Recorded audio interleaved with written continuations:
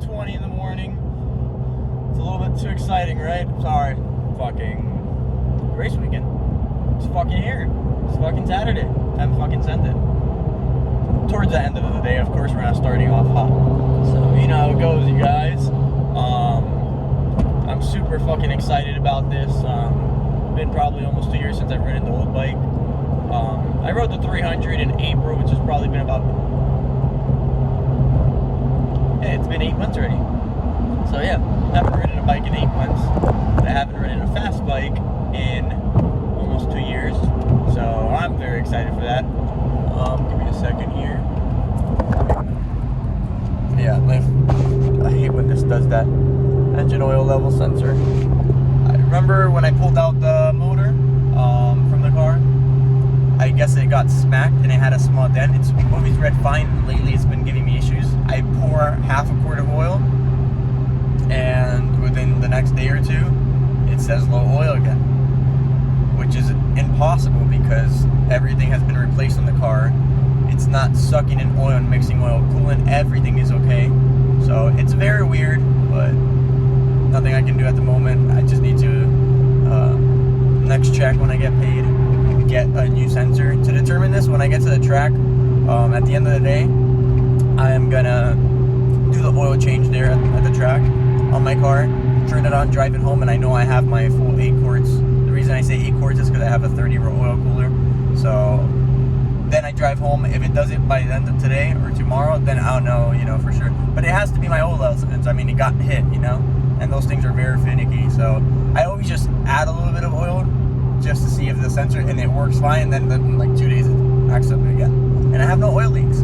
It's ridiculous. But yeah, guys, it's race day. So see you guys at the track. What is up, you guys? Adrian back here. It's currently 1 o'clock. We got a longer race going on. It's about 25 minutes. So I'm here. I just finished for the day. Today is practice, and then depending on your practice, it's kind of like you're qualifying at the same time. You start your grids.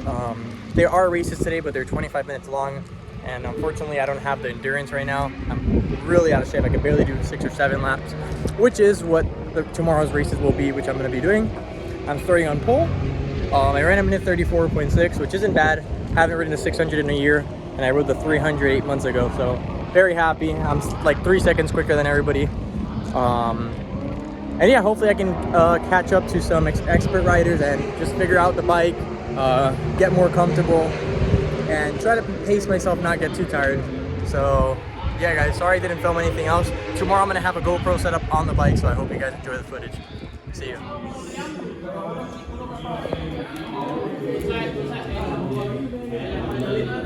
Ahora las pedras como abajo del shoot.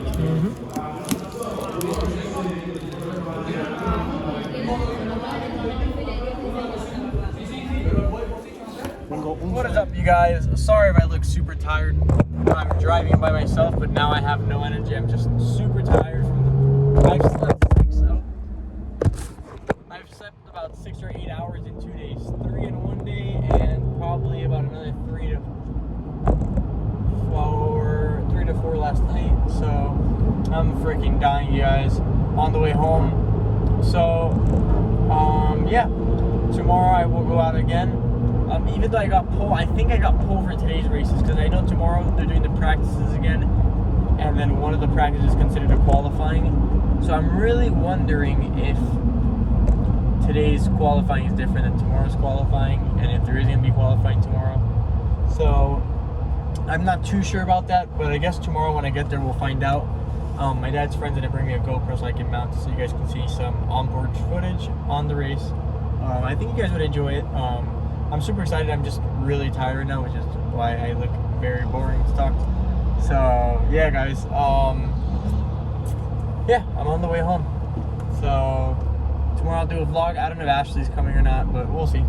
Alright, you guys, see you tomorrow. Alright, guys, what is up? So we're throwing some fresh rubber on the bike. I just did the second qualifying session, starting 4th. Gonna skip the 3rd qualifying session and have new rubber for the races after lunch.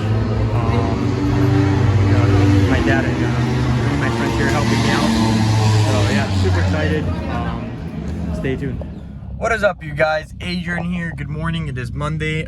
Sorry I didn't record anything yesterday.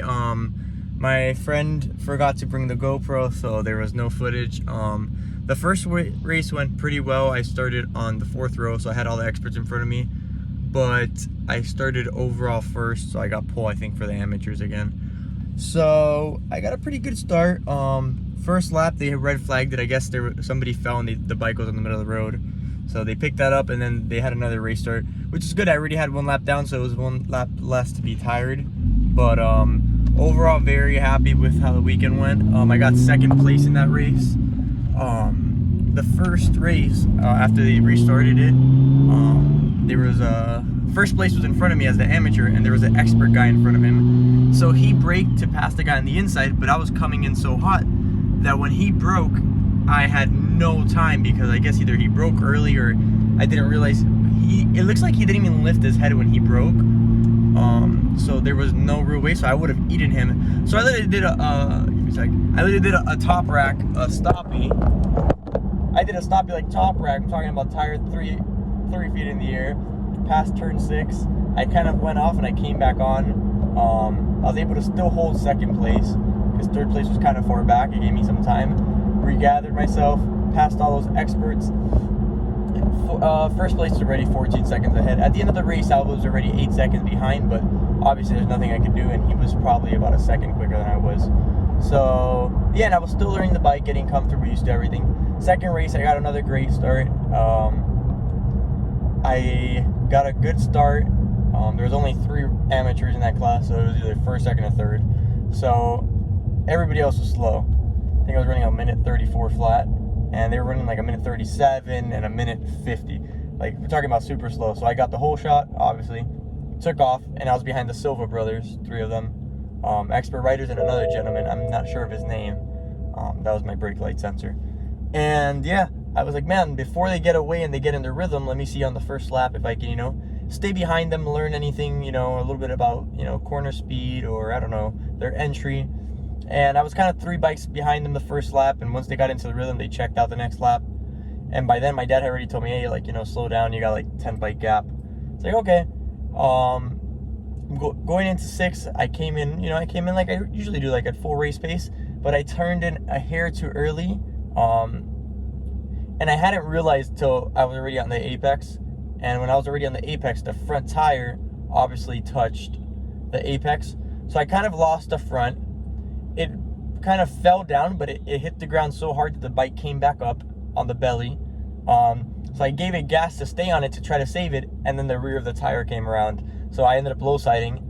And as I get up to turn off the bike, because the bike stayed on, to get rejoined, because for 2nd place I didn't even came yet, I realized the clip-on was bent in, so I couldn't even move the bike, which wasn't even safe for me to try to ride it. But if the handlebar was a little bit bent with how slow they were going, I would have still been able to have won the race. But I guess I got a 3rd place for crashing, which is unheard of, but it is what it is, you guys. Overall, we learned a lot. That's all that happened to the bike. The fairings barely got scratched. My riding position with the handlebar is so wide because of my arms. They're not even that wide, but more wide than what most people probably like. It helped save that. And then the rear peg, the bolt is what on the rear sets actually bent. So that also saved the fairings. They got like slight little scratches, nothing broke. The visor, actually, the windscreen on the bike actually broke a little bit on the side, so you don't even look out through there. So we're just gonna crazy glue it, it's a 0 gravity, great visor. But learned a lot this weekend.